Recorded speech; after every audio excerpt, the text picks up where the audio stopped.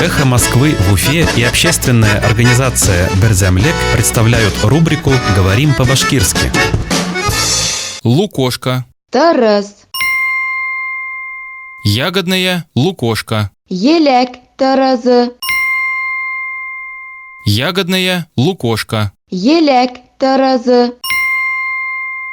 В эти выходные в Уфе пройдет вторая ярмарка «Ягодная лукошка». Üfle yal gündəri yelek tarazı ярминкәһе үтә. В эти выходные в Уфе пройдет вторая ярмарка «Ягодная лукошка». Üfle yal gündəri yelek tarazı ярминкәһе үтә. «Эхо Москвы» в Уфе и общественная организация «Берзямлек» представляют рубрику «Говорим по-башкирски».